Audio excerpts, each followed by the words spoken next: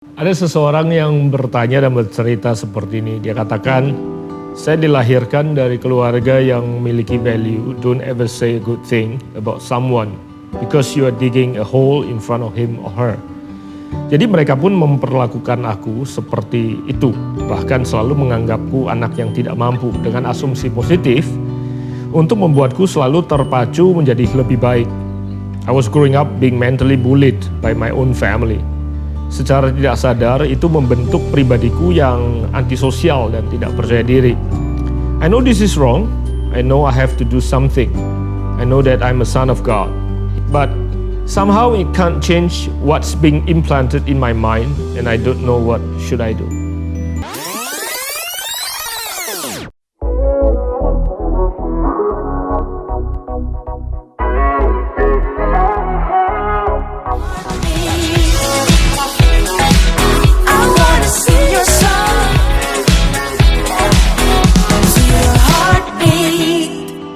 Teman yang bercerita apa yang terjadi masa lalunya berkaitan dengan nilai yang diyakini oleh keluarganya. Memang banyak keluarga kita yang punya prinsip anak gak boleh dipuji. Kalau dipuji jadi besar kepala, semakin dipuji semakin dia tidak berusaha keras untuk berprestasi. Saya juga pernah dengar ada orang yang bersaksi bahwa karena kecil dia ditekan seperti itu, akhirnya dia tidak menyerah untuk kemudian dia berjuang dan akhirnya berhasil juga. Jadi menurut saya prinsip yang sama tidak bisa kita aplikasikan pada dua orang yang berbeda, karena ada orang yang ditekan atau diberi tantangan dan dia bisa berhasil keluar dari tantangan itu menjadi lebih baik. Tapi dalam kisah daripada teman ini, dia merasa dibully dan akhirnya dia justru merasakan dampak negatif daripada apa yang orang tuanya coba lakukan. Orang tuanya berniat baik, menginginkan yang baik bagi anaknya. Tapi sekali lagi, kita tidak pernah punya kesempatan memilih dari keluarga seperti apa kita dilahirkan. Kita tidak pernah punya kesempatan memilih ingin tumbuh besar dalam nilai budaya seperti apa di keluarga kita. Nah, nasihat yang saya bisa berikan bagi teman yang sedang bergumul seperti ini, yang kemudian dia temukan dia tumbuh besar menjadi orang yang antisosial, bahkan tidak percaya diri, adalah pertama, berhenti untuk menjadi korban. Pada waktu kita kecil, ada banyak hal yang tidak pernah kita punya kesempatan untuk bisa membela diri. Tidak ada yang bisa kita banyak lakukan. Ada banyak yang di masa kecil yang mengalami pelecehan, penganiayaan, dan lain sebagainya. Dan pada saat kita kecil, kita ini korban. Dan itu sebabnya kita perlu dilindungi supaya anak kecil. Tapi sekarang kalau kita seandainya secara fisik sudah dewasa, sudah waktunya untuk kita secara mental juga menjadi dewasa. Kalau kita masih embrace dan mengambil mental korban, kita refuse, kita menolak untuk menjadi dewasa sebenarnya menurut saya. Walaupun kita bilang kita sudah dewasa, sebenarnya kita mengambil sikap menjadi anak kecil, korban atau mentalitas korban. Nah, ciri orang yang dewasa adalah ambil tanggung jawab, tidak lagi mengizinkan apa yang pernah terjadi terhadap dirinya menjadi prasyarat untuk dia berperilaku. Betul, hati kita, perasaan kita terbentuk karena apa yang telah pernah terjadi.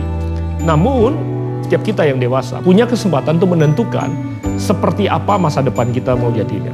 Betul, dulu kita tidak bisa menentukan apa yang terjadi, tapi saat ini saya bisa menentukan apa yang akan terjadi.